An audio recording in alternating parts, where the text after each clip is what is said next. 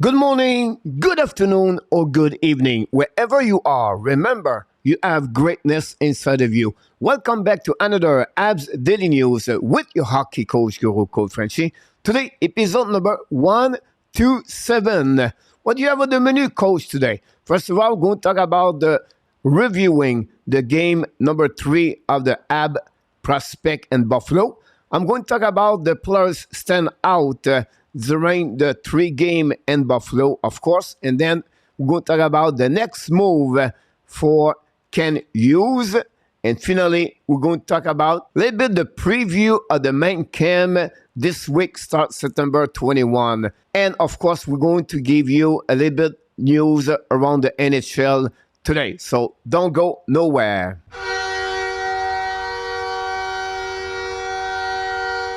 But before we start, you know the drill. Please click on the like, subscribe to the Hockey Nation Live Show, and finally leave me a comment about the episode number 127 and sharing this video with you on your social media that will helping us to grow this channel. By the way, we invite you, don't forget, we did our Habs Browns Your Sunday Rendezvous every Sunday morning, 11 o'clock Eastern Time.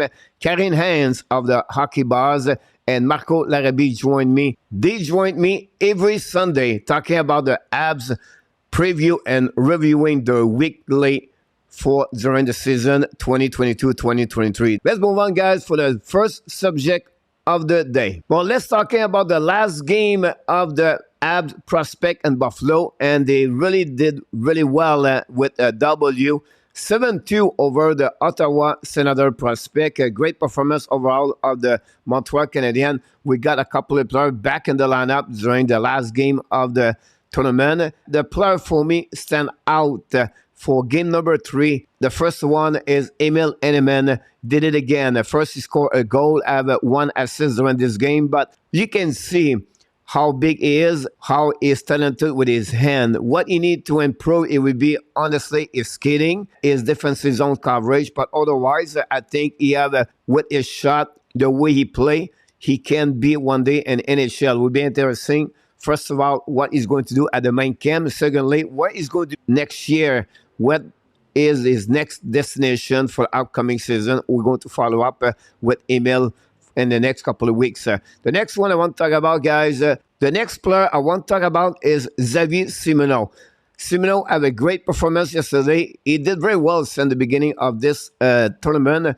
Again, he scored a goal, a great goal yesterday in front of the net. Simano got a great pass for Trudeau, and it was another helper from Animal. Let's see the play right there between Simano and Trudeau. Unbelievable play between both of them. Again, Simano, maybe the smartest player on the ice, but listen, he's always on the blueprint of the opponent goaltender. He's not afraid to get hit, and he was involved all the time on the ice yesterday against Ottawa Senators. So great one for them. Another one was returning for the Montreal Canadiens yesterday. It was his first game, honestly, for this tournament. It was Caden Cooley, the 21. Great game overall for him. I like his cat control. You know what I mean? It was not his biggest game, but he does things really simple. The way he's so smart for me is read the play very well. It's not easy to play 1 versus 1. You can see during the game how confidence he is about his skating and the way he play on the defensive zone coverage. Let's hear what Caden said after the game yesterday. To get out there with the guys, and obviously got to spend some time with them over the past week, and so yeah, it was good to get out there, get my legs under me, and yeah, it was good to get the win too. That felt good. So yeah, as the game went on, I felt a lot better, and I think just obviously new guys coming in all the lineup every game, so you know, the more time the guys kind of spend playing together, the more comfortable I think everyone gets. So yeah, as the game went on, I think I felt better. I think everyone kind of felt better, and we looked more comfortable out there for sure. Here we go. It was Caden Cooley after the game at the press conference. But again, solid game for him. I was really impressed the way he played for his first game. The next player I want to talk about, guys, is the next one I want to talk about is Albert Hammer Jack I. Yes, I call him the Hammer because he's really Hammer. Zachary Massicotte yesterday KO during his first fight for the Montreal Canadiens. Albert, he played solid another solid game for me with the Montreal Canadiens. Let's see what Aber he said after the game during his press conference. Yeah, I think obviously the first game was pretty tough. It's pretty scrambly to get back into it, but once I get my feet in there and start feeling my game, I've done a lot better. So I think overall it was a good experience. Was it a move? Yeah, it was two big boys going at it, so no, it was pretty good. Yeah, I just look at the boys on the bench and they're all smiling and laughing because they're like, we've been waiting to see it, and so I just start laughing too. I can't hold it in, but yeah, it's pretty funny. Great couple of words from Aber after the game. Honestly, talk about his teammate laughing after his fight. But again, I think for me, he have a good overall great rookie camp with the Montreal and Buffalo. The next thing I want to talk about, guys, is three players yesterday have a good game for the Montreal Canadiens, and they are not like the same level like MEILLEUR or Savkovsky. I'm talking about Sapley. Sapley have a one goal yesterday, like Parker Jones. Two players was invited by the Montreal Canadiens. We know Sapley have a contract with the Laval Rocket only. And then Parker Jones is looking to get a contract professional at some point. But also Riley Kidney. Kidney, for me, he's getting better and better and better game after game. That's what I'm really impressed by Kidney. Yesterday, they put him on the center. They put him on the winger. He goes front line all game, but he's always have a great game yesterday. He delivery exactly what we expect. He's really dangerous on the offensive zone. He contribute to make other players better around him by the way he distribute the puck. Kidney have a solid game against Ottawa Senators yesterday. Now, I want to talk about Savkovsky. Relax. It's 2 games. It's only 2 games. Coach, he didn't score. What's going on with him? Hey, listen, you already see a change for game number 1 to his second game against Ottawa. What you talk about he really learned quickly. He figured out now he take a little bit longer. He take time with the puck. He's not trying to do too much, so first of all. Secondly, he protect the puck very well. And when he take his time to controlling the puck, he make better play for his teammates. A great pass yesterday to Owen Beck from behind the net. Beck missed opportunity to score. But I like the way Savkovsky played yesterday. Back checking, forward checking was a little bit better, and his position on the ice was better. I understand you expect more, you want goal, you want everything like that. Listen, it's not 2 games going to define his career in NHL. Patient with him, he's still not ready for me to maybe have a spot in NHL yet. We're going to see him, what he look like in the main camp. But for me, I want to be sure we will need to see him a little bit more for the next couple of weeks to really find what is the best for him. And again, Savkovsky is going to be an amazing, great player, guys, at 22, 23, 24 years old, not at 18.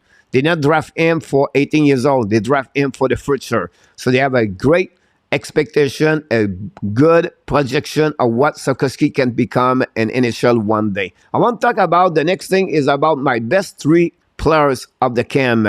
I was really impressed, guys, by Owen Beck. He's just amazing. He almost never make any mistake the way he play, and his strength is unbelievable.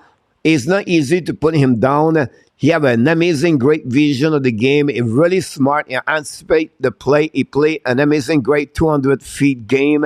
For me, he was the best player from the beginning of this tournament to the end, and he delivered with 2 goals during that tournament, and for me, was the best player. Following by Philippe MEILLEUR. MEILLEUR, I love his speed. Very smart. He have a great hand, a very quick release shot. And MEILLEUR will be interesting to follow with him for the next couple weeks because it's another one with Enneman. What's next for him? What is going to play? Can he stay Laval Rocket? Is it better for him? I believe there's no one to play in OHL. He's already played against the men last year. So I think for him, he will love or prefer to play with the Laval Rocket for the upcoming year. So now we see what he look like in the main camp, and the decision is going to be made by the Montreal Canadiens, the staff management, but someone going to follow up during the main camp with the Montreal Canadiens, Philippe MEILLEUR. The third one I want to talk about, guys, is Jordan Arias. Did not play yesterday. I love his consistency the first 2 games, and I like the way he played on the 3 zone.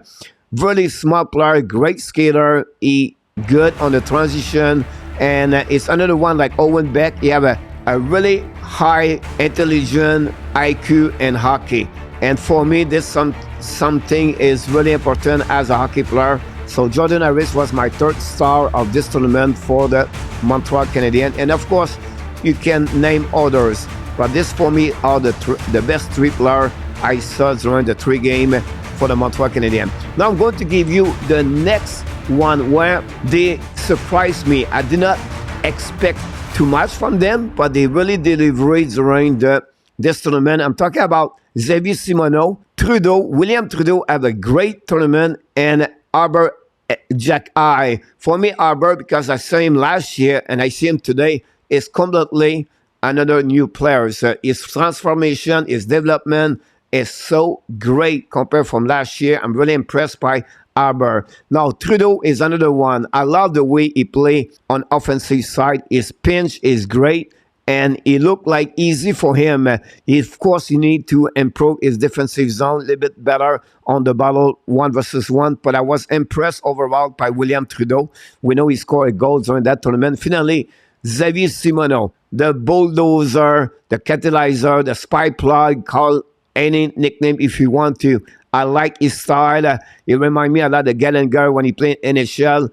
I know he's small. He's the smallest player maybe in that tournament. But again, he played with a big heart. He's not afraid to be in front of the blueprint. And he paid the price. But at the end of the day, he get rewards with 2 goals against the Ottawa Senators. For me, I was really impressed by Simano. So guys, this concludes the 3 game of the Montreal Canadiens prospect in Buffalo. We saw a lot of great things over there. We can see the prospect Montreal is so much better right now compared to the year before. And I can wait to see other like Lane Hudson, Sean Farrell, maybe make a big impact for the Montreal in the future. Let's move on now, guys, for the next subject of the day. And the next subject, guys, is about the Montreal Canadiens.